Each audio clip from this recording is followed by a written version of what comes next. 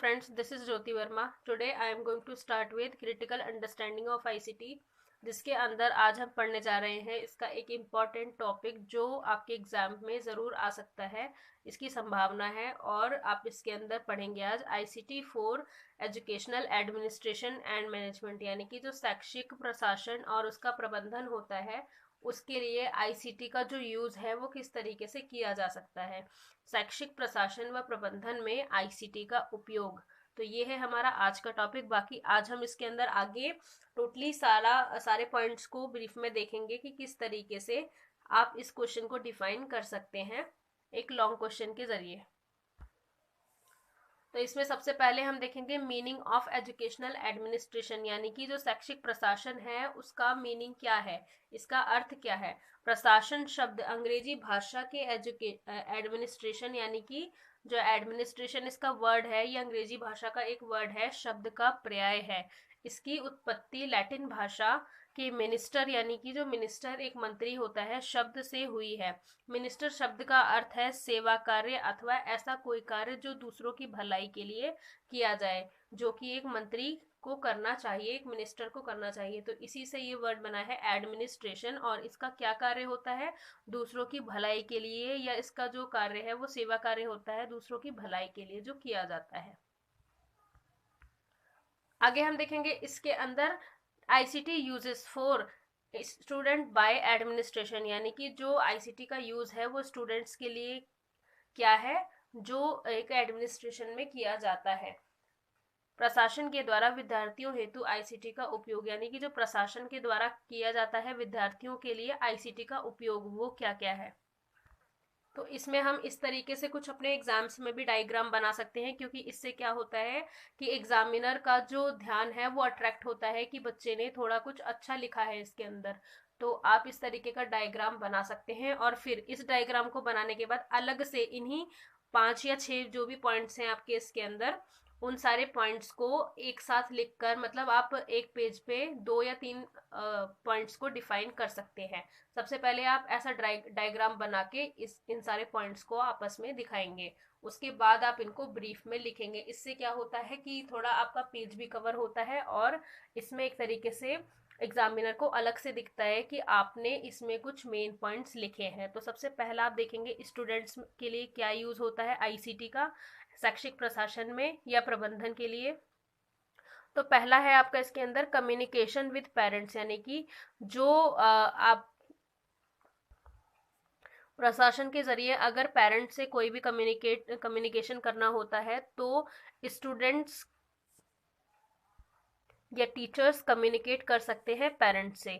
Next आप देखेंगे apply for admission, अगर आपको एडमिशन के लिए अप्लाई करना है तो आपको आईसीटी का उपयोग करना होगा, क्योंकि आज के टाइम पर जो एडमिशन्स हैं वो ऑफलाइन ना होके ऑनलाइन ज़्यादा हो रहे हैं। क्योंकि अगर स्कूल लेवल पे देखें तो अभी भी ऑफलाइन हो रहे हैं, लेकिन कुछ स्कूल्स ऐसे हैं जो एडवांस है थोड़े और वहाँ पर आईसीटी का फुल्ली यूज़ हो रहा है। और कॉलेजेस में भी अगर देखें तो हर तरीके से क्या होता है, पहले आपको एडमिशन के लिए अप्लाई करना होता है।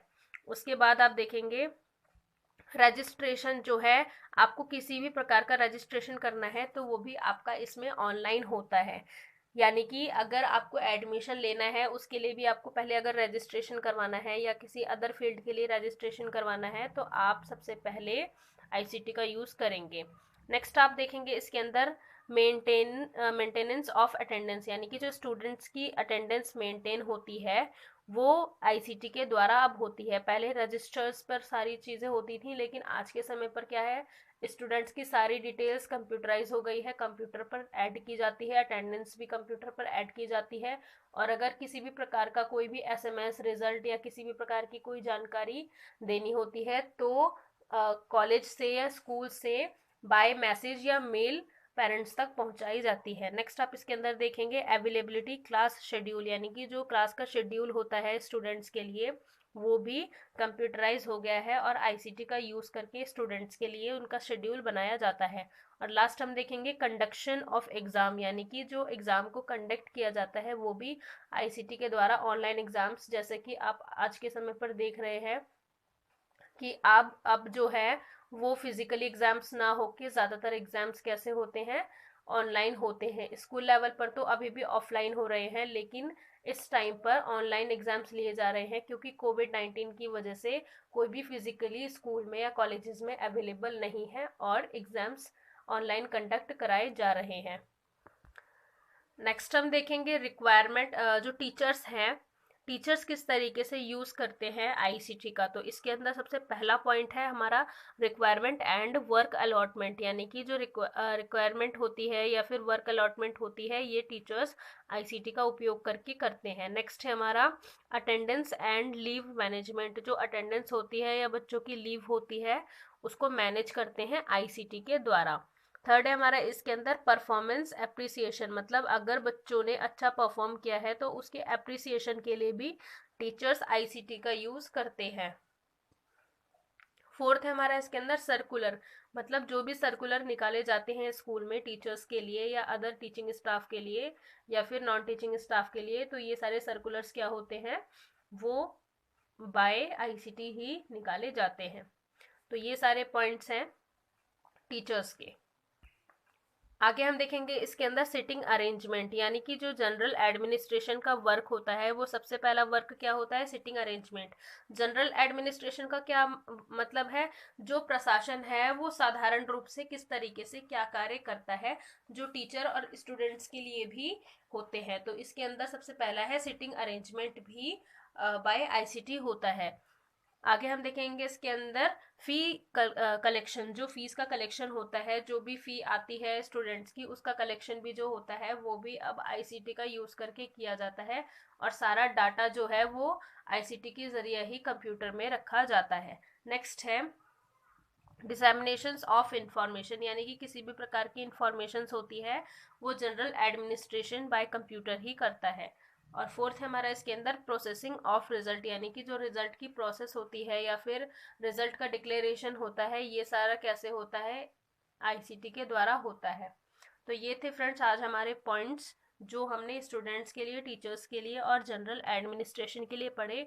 अब आप इन्हीं 5-5 पॉइंट्स को, मतलब जो 6 पॉइंट्स आपके स्टूडेंट्स के थे, 5 पॉइंट्स आपके टीचर्स के थे और 4 पॉइंट्स आपके जनरल एडमिनिस्ट्रेशन के हैं, तो आप इन सारे पॉइंट्स को क्या करेंगे, अलग अलग डिफाइन करेंगे। सबसे पहले आपने स्टूडेंट्स का डायग्राम बना दिया, स्टूडेंट्स का डायग्राम बनाने के बाद पांचों पॉइंट्स को डिफाइन कर दिया 3-3 4-4 लाइंस में, तो इससे क्या होगा, आपका एक लॉन्ग क्वेश्चन रेडी हो जाएगा। और अगर आप इस तरीके से लिखेंगे तो ये आपका एक शॉर्ट क्वेश्चन है।